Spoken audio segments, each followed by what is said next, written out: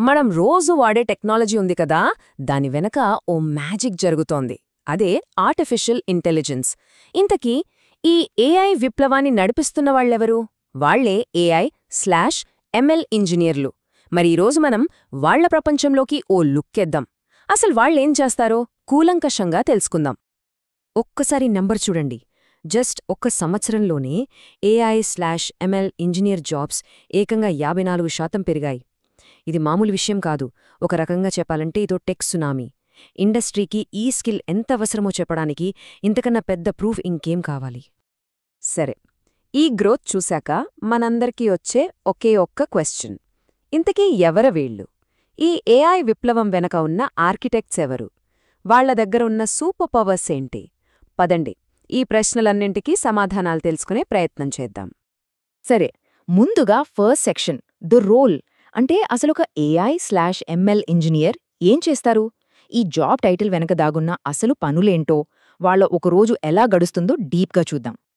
చాలా సింపుల్గా చెప్పాలంటే AI/ML ఇంజనీర్ ఏం చేస్తారంటే, ఒక కంపెనీకున్న బిజినెస్ ప్రాబ్లంని తీసుకుని దానికొక స్మార్ట్ సొల్యూషన్ కడతారు.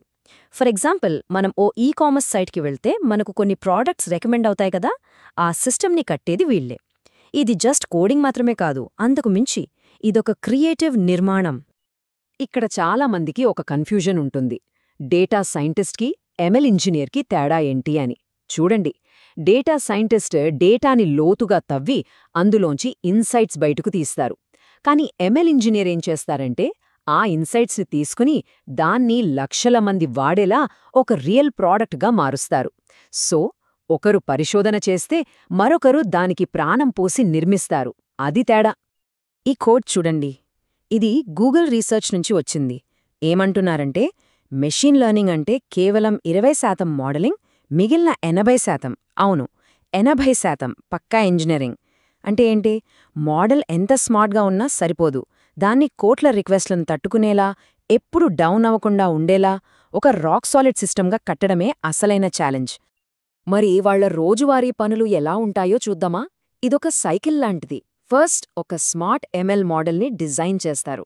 నెక్స్ట్ ఆ మోడల్కి ఫుడ్ లాంటి డేటాని క్లీన్ చేసి రెడీ చేస్తారు. ఆ తర్వాత దాని పర్ఫార్మెన్స్ని ఇంకా బెటర్ చేయడానికి దాన్ని ట్యూన్ చేస్తారు. ఇక ఫైనల్గా మోస్ట్ ఇంపార్టెంట్, ఆ మోడల్ లైవ్లో సరిగ్గా పనిచేస్తుందా లేదా అని కంటికి రెప్పలా కాపలకాస్తుంటారు. చూసారా, ఇదొక కంప్లీట్ ఇంజనీరింగ్ జాబ్. ఓకే, ఇంత పెద్ద రోల్ ప్లే చెయ్యాలంటే వాళ్ల టూల్ కిట్లో ఏమేం స్కిల్స్ ఉండాలి? ఇప్పుడు మనం ఆ టూల్ కిట్ని ఓపెన్ చేసి చూద్దాం. ఈ టేబుల్ చాలా ఇంట్రెస్టింగ్. ముఖ్యంగా బ్యాక్ ఎండ్ డెవలపర్ నుండి AI/ML ఇంజనీర్గా మారాలనుకునే వాళ్లకు ఇదొక క్లియర్ రోడ్ మ్యాప్. చూడండి, ప్రోగ్రామింగ్, డెవాప్స్ లాంటివి రెండిటికీ కామన్.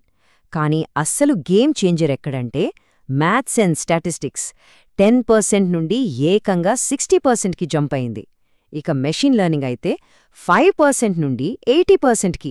ఇక్కడే అసలైన స్పెషలైజేషన్ అవసరం పడుతుంది. సో, వాళ్ళ టెక్నికల్ టూల్ బాక్స్లో ఏముంటాయో చూద్దాం. ప్రోగ్రామింగ్కైతే పైథాన్ కింగ్, డౌటే లేదు. మోడల్స్ కట్టడానికి టెన్సర్ఫ్లో, పైటార్చ్ లాంటి ఫ్రేమ్వర్క్స్ కావాలి. ఇక బిగ్ డేటాని హ్యాండిల్ చేయడానికి స్పార్క్, కాఫ్కా, అలాగే క్లౌడ్ కోసం AWS, అజ్యూర్ లేదా గూగుల్ క్లౌడ్.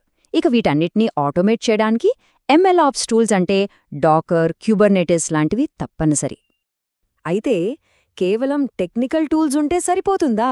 అస్సలు కాదు. వాటిని వాడే బ్రెయిన్ కూడా చాలా ఇంపార్టెంట్. అంటే కాంప్లెక్స్ బిజినెస్ ప్రాబ్లమ్స్ని బ్రేక్ డౌన్ చేయగలగాలి. టెక్నికల్ విషయాలని నాన్ టెక్నికల్ టీమ్స్కి సింపుల్గా చెప్పగలగాలి. And most importantly, technology rocket స్పీడ్తో మారుతోంది కదా, సో రోజు కొత్త విషయాలు నేర్చుకుంటూ అప్డేట్గా ఉండాలి. లేదంటే రేస్లో వెనకబడిపోతాం. ఇది అక్షరాలా నిజం. ఓ పెద్ద IT కంపెనీ AI హెడ్ చెప్పిన మాటేది. టెక్నికల్ స్కిల్స్ మిమ్మల్ని ఇంటర్వ్యూలో గెలిపించొచ్చు, కానీ కెరియర్లో ప్రమోషన్లు రావాలంటే సాఫ్ట్ స్కిల్స్ ఉండాల్సిందే.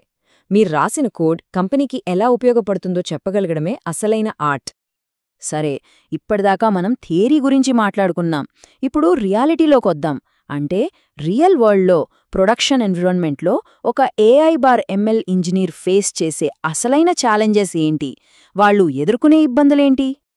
ఈ నంబర్ చూస్తే బహుశా షాక్ అవుతారు. స్టార్ట్ అయిన ప్రతి 10 ఏఐ ప్రాజెక్టుల్లో ఏకంగా 8 ల్యాబ్లోనే ఆగిపోతాయి లేదా ఫెయిల్ అవుతాయి. కేవలం 2 మాత్రమే సక్సెస్ఫుల్గా ప్రొడక్షన్కి వెళ్తాయి. ఈ ఫెయిల్ అయిన 80%కి సక్సెస్ అయిన 20%కి మధ్యున్న గ్యాప్నే ఫిల్ చేసేదే ఏఐ బై ఎంఎల్ ఇంజనీర్. వాళ్ళే ఒక ప్రయోగాన్ని ప్రాడక్ట్గా మారుస్తారు. ఈ ప్రాజెక్టులు ఫెయిల్ అవ్వడానికి ఒక నంబర్ 1 విలన్ ఉంది. అదే మోడల్ డ్రిఫ్ట్. సింపుల్గా చెప్పాలంటే మనం మోడల్ని తయారు చేసినప్పుడు ఉన్న డేటాకి ఇప్పుడు బయట రియల్ వరల్డ్లో ఉన్న డేటాకి తేడా వచ్చేయడం. దాంతో మోడల్ పర్ఫార్మెన్స్ పడిపోతుంది. ఈ మార్పుని కనిపెట్టి మోడల్ని మళ్లీ సరిచేయడమే ఎంఎల్ ఇంజనీర్ల అతిపెద్ద బాధ్యత. అంతేకాదు, మోడల్ డ్రిఫ్ట్ ఒక్కటే సమస్య కాదు. చెత్త డేటా, యూజర్ల సిస్టమ్ని వాడకపోవడం, మోడల్ని మెయింటైన్ చేయడాన్ని లైట్ తీసుకోవడం ఇలాంటివి చాలా ఉంటాయి. ఇవన్నీ ప్రాజెక్ట్ని ముంచేసే ప్రమాదాలు. ఈ అడ్డంకులన్నిటినీ దాటుకుని ప్రాజెక్ట్ని సక్సెస్ చేయడమే ఏఐ ఎంఎల్ ఇంజనీర్ ముందున్న అసలైన ఛాలెంజ్. ఓకే, ఫైనల్ సెక్షన్కొచ్చేశాం. The future.